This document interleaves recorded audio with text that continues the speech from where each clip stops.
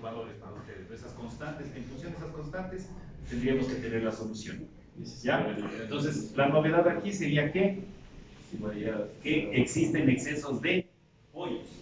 Entonces va a ser un sistema hiperestático.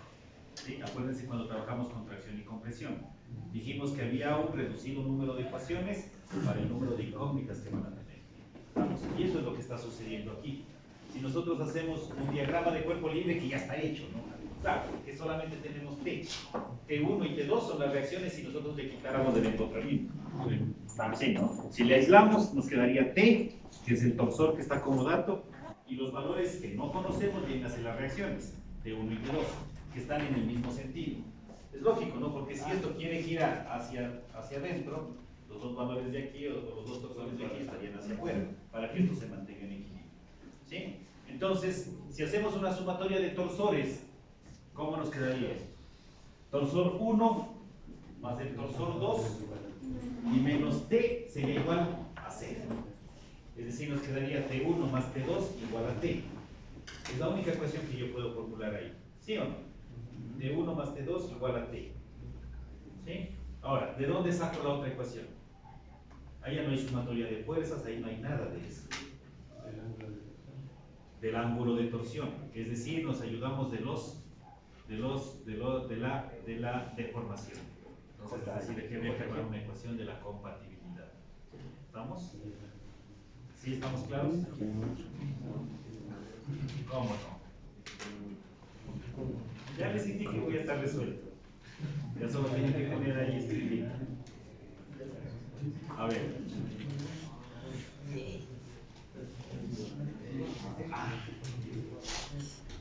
Porque a veces si ya no me completo la aplicación, entonces voy a trabajar. Ya, a ver, ahí que nos dé un poco de espacio.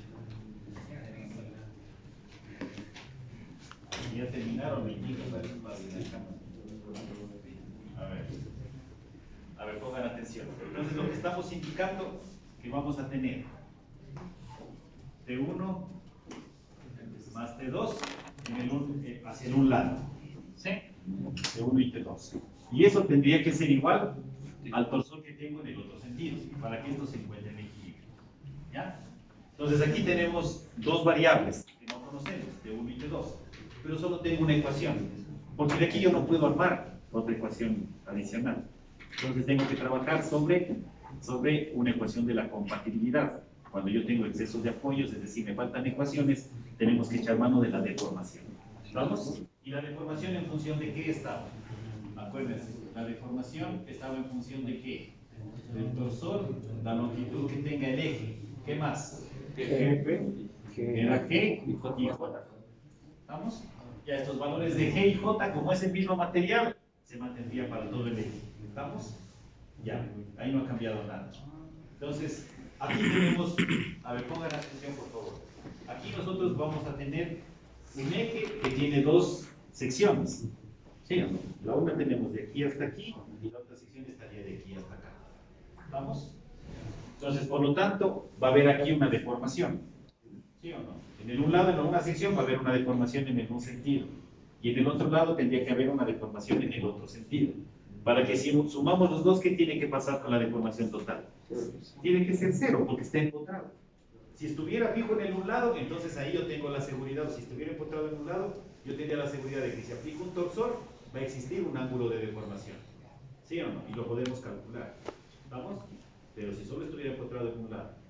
Pero como está empotrado en los dos lados, entonces el torsor que aparecerá por aquí, esa deformación que existe aquí, debería ser igual a la deformación en el otro sentido, para que esto esté fijo, para que no haya deformación total. Entonces la deformación total al final va a ser 0. ¿Sí? Entonces, ¿cómo calcularíamos esa deformación total? Va a ser la deformación en la primera, no sé si le llamamos a esto la primera sección 1 y a esta le llamamos una sección 2. Entonces sería la deformación en 1 más la deformación en 2. ¿Sí? Entonces aquí deberíamos tener, si cortáramos a esto, deberíamos tener por aquí debería estar el torsor en esta primera parte, ¿no? Que sería, a ver, para no confundir con esto, pongámosle así más bien. A esto A, B y C. Así Entonces aquí deberíamos tener un torsor, acuérdense, ¿no? Cómo trabajamos. Desde A hasta B, y por acá vamos a tener un torsor desde B hasta C. ¿Estamos? Entonces acá pongamos, va a ser la deformación en la sección AB más la deformación en la sección BC. ¿Estamos? Y al final, ¿cuánto debería dar esto? Debería ser 0. ¿Estamos? Y ahí tendríamos la segunda ecuación, ¿no? Esa sería la ecuación de compatibilidad. Es decir, estos dos ángulos, el uno debería ser positivo y el otro debería ser negativo, para que al final la suma total sea 0. ¿Estamos? Ya, entonces, aquí debería quedar T en función de ¿qué? De AB, ¿sí? Multiplicado por la longitud de AB, dividido para G y J, porque es lo mismo, ¿sí? Y acá sería más